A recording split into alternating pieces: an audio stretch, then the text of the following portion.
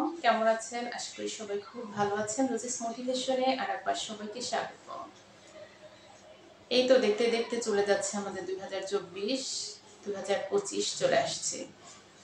তো 2024 সালে আমরা আমাদের জীবনে একটা পরিবর্তন ঘটেছে।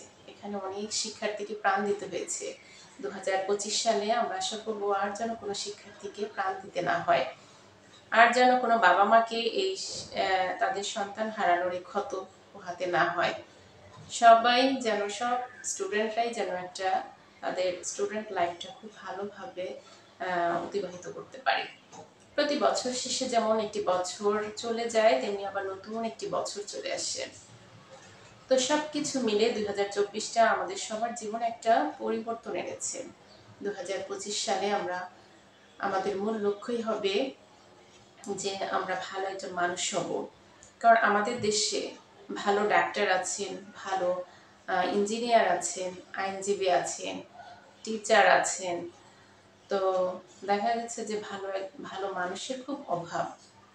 ডিগ্রি অর্জন করলেই, বড় চাকরি করলেই ভালো মানুষ হয় না। ভালো মানুষ হতে হলে তাকে প্রথমে ভালো মন মানসিকতা অর্জন করতে হয়। দেখা গেছে অনেক ভালো ডাক্তার খুব ভালো সেবা প্রদান করেন, কিন্তু তার ব্যবহারে তার পরিবারের লোকরা কিন্তু খুব কষ্ট পায়। তাহলে কি সে ভালো একজন মানুষ হতে পারলেন?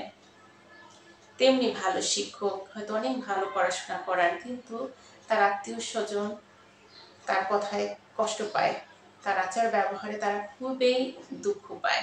তো তিনি একজন তাহলে ভালো মানুষ হতে পারলেন না। তো ভালো মানুষ হতে হলে চর্চা লাগে। আজকে বললাম কালকে ভালো মানুষ হওয়া যায় না। এটা একটু একটু করে চর্চার মাধ্যমে ডিসিপ্লিন এবং সময়ানুবর্তী করে নিজেকে প্রস্তুত করতে হয়। আমার যে কোনো ঘটনা পরিস্থিতি আমার সামনে আসলে আমি সেটাকে কিভাবে গ্রহণ করব, আমার ভিতরে আমি কিভাবে ধারণ করব, সেটাই হচ্ছে আসল। সেভাবে নিজেকে কতটা তৈরি করতে পারছি এবং কতটা ভালো মন মানসিকতা অর্জন করতে পারছি, সেটাই কিন্তু মূল বিষয়। তো আমাদের 2025 সালে সবাই স্টুডেন্টদেরও যেমন পড়াশোনার প্রতি আরো নজর দিতে হবে এবং ভালো নৈতিক শিক্ষা তাদের থাকতে হবে। নৈতিক শিক্ষা যেমন ধর্ম শিক্ষা, এগুলো থেকে আমরা কিন্তু অনেক দূরে সরে গেছি। তেমনি আমাদের আরেকটা শিক্ষা হচ্ছে আত্মিক শিক্ষা। আমাদের আত্মিক শিক্ষা মানে আমাদের আত্মাটাকে পরিষ্কার রাখতে হবে। আত্মা কুলুষিত করে যেমন কোনো ধর্ম করলেও যেমন কোনো বেনিফিট পাওয়া যাবে না, তেমনি আমরা ভালো মানুষ হতে পারবো না। আমাদের আত্মিক শিক্ষা অবশ্যই লাগবে। তাহলে একটা বড় চাকরি করছে, অনেক ভালো রেজাল্ট তার, কিন্তু সে কি করে দুর্নীতিগ্রস্ত হয়, সে কি করে অন্যায় কাজ করে মানুষের ক্ষতি করে, তার ধর্ম তাকে বাধা দিচ্ছে না, সে অন্যায় করতে গেলে তার ভেতর থেকে কোনো ভয় আসছে না, এটা কি কোনো নৈতিক শিক্ষার আওতায় পড়ে? আমরা কি ভালো মানুষ হতে পেরেছি?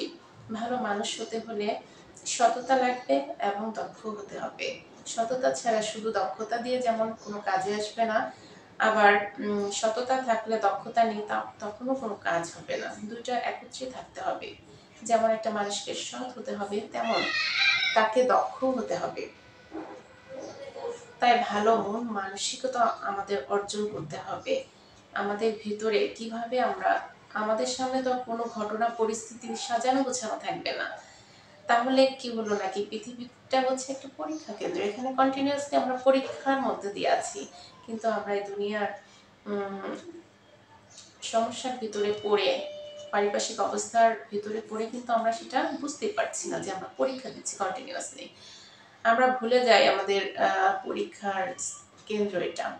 তো আমরা সব সময় আমাদের কি করতে হবে, আমাদের মন মানসিকতাকে আরো উন্নত করতে হবে, আমাদের ভিতরটাকে আগে ঠিক করতে হবে, এবং তাহলে আমাদের বাহিরটাও কিন্তু ঠিক হয়ে যাবে। আমাদের আচার আচরণ, আমাদের স্বভাবের মাধ্যমেই তো আমাদের মানসিকতা ফুটে ওঠে।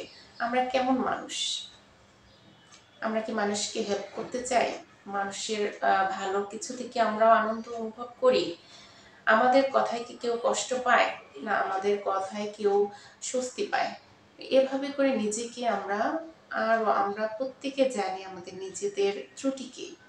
আমরা যদি প্রত্যেকে যার যার পক্ষ থেকে নিজেদের এই ত্রুটিগুলো সংশোধন করে ফেলতে পারি, তাহলে কিন্তু আমরা প্রত্যেকেই কিন্তু ভালো একটা পরিবার গঠন করতে পারবো এবং তা দিয়ে দেশ হবে, সমাজ হবে। এবং তখন প্রতিটা সেক্টরে যে যে সেক্টরে কাজ করবে তখন কিন্তু সে কোনো অন্যায় কাজ করতে পারবে না, কারণ তখন তার ধর্ম তাকে বাধা দিবে, তার ভিতর থেকে সে বাধা প্রাপ্ত হবে, সে অন্যায় কাজ থেকে কিন্তু ফিরে আসবে। দেখা গেছে সে ধর্মের কাজ করে, নামাজ পড়ে, রোজা করে, কিন্তু সে অন্যায়ের কাজের সাথে জড়িত এবং একই অন্যায় বারবার করছে। তার ভিতরে রিয়ালাইজেশন আসছে না, উপলব্ধি আসছে না। সে মনে করছে যে অন্যায় কাজ করলে আর তওবা করলেই বুঝি হয়ে যাবে। একই কাজ বারবার করলে সে তওবা কি কবুল আল্লাহ করবেন? একই অন্যায় যদি আপনার সাথে কেউ বারবার একই ধরনের অন্যায় করে, আপনি কি তাকে মাফ করতে পারবেন? তো ওভাবে আমাদের দেখতে হবে যে যে অন্যায় আমরা আর কোনোদিন করবো না, সেই অন্যায় কাজ, সেই অন্যায়টাই আল্লাহ মাফ করে দেন আমাদের। তো আমাদের সবারই প্রত্যাশা থাকবে 2025 সালে আমরা ভালো মানুষ হব। একজন ভালো মানুষ যে কোনো সেক্টরে কিন্তু সে সফল হতে পারে। একজন ভালো মানুষ সে আরেকজন মানুষকে বড় করে দেখে, কখনো তার দোষগুলো খোঁজে না, তার কাজগুলোকে অ্যাপ্রিসিয়েট করে এবং আরো তাকে অনুপ্রেরণা জাগায় এবং তার সাথে কথা বলতে ভালো লাগে আর পজিটিভ। যেমন একটি দেশের যেমন যুদ্ধ লাগলে কিছু নিরহ প্রাণ কিন্তু শেষ হয়ে যায়, তেমনি একটা পরিবারে যদি একজন টক্সিক ব্যক্তি থাকে, দেখবেন তার প্রভাব ওই পরিবারের সমস্ত সদস্যদের উপরে পড়ে। ঠিক তেমনি একজন ভালো মানুষও যদি থাকে, তাহলে তার সেই প্রভাবটাও, তার সেই ছায়াটাও, তার সেই সুবাসটাও কিন্তু পরিবারের সকল সদস্যদের গায়ে এসে পড়বে। তারা ভালো ফিল করে, পরিবারের সদস্যরা কিন্তু ভালো মানুষ থাকলে খুব ভালো অনুভব করে, তাদের সামনে কাজেও গতি পায় এবং ভালো ভালো অনুপ্রেরণামূলক মানে ভালো একজন সঙ্গী পাশে পায়। তো এভাবে করে আমরা প্রত্যেকে যদি নিজের থেকে নিজের দোষ ত্রুটিগুলোকে সংশোধন করতে পারি, এবং আমরা তো প্রত্যেকে জানি আমাদের কি কি ল্যাকিংস আছে, সেগুলো যদি বের করে নিজেরা সংশোধন করতে পারি, মানুষকে মূল্যায়ন করতে করে, মানুষকে সম্মান করে, কারণ আমি যাকে সম্মান করব, আমি যদি কাউকে সম্মান করতে পারি, তাহলে সেই সম্মানের ভাগিদার আল্লাহ আমাকে করে দিবেন। আমি যদি কাউকে সাহায্য করতে পারি, তাহলে সেই সাহায্য আল্লাহ আমাকে করবেন। তো সবকিছু নিজের উপরে, আমি কি দিচ্ছি, আমি কি দিচ্ছি এবং আমি সেটাই পাবো যে আমি দিব। তো ওভাবে করে আমাদের নিজেদেরকে আগে সংশোধন করতে হবে। নিজেদের ভিতরেই সবকিছু আছে, বাহিরে কিছু নাই।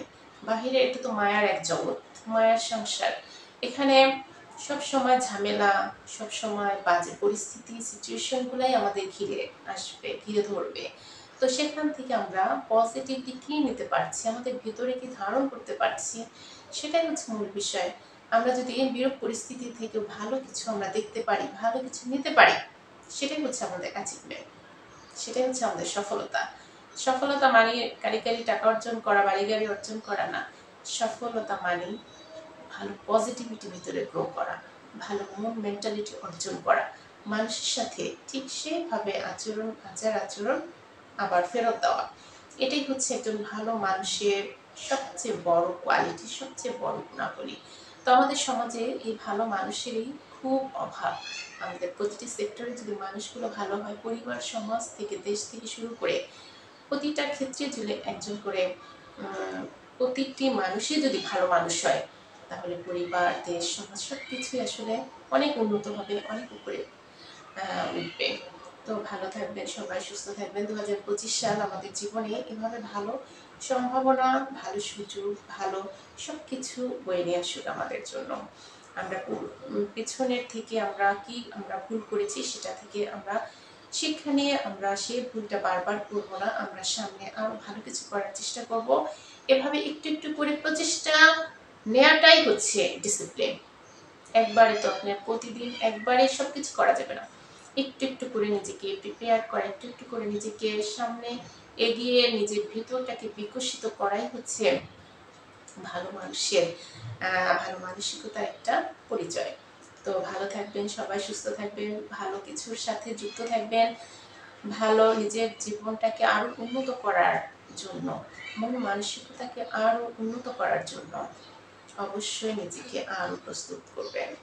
ভালো থাকবেন সবাই, আমার জন্য দোয়া করবেন। আসসালামু আলাইকুম।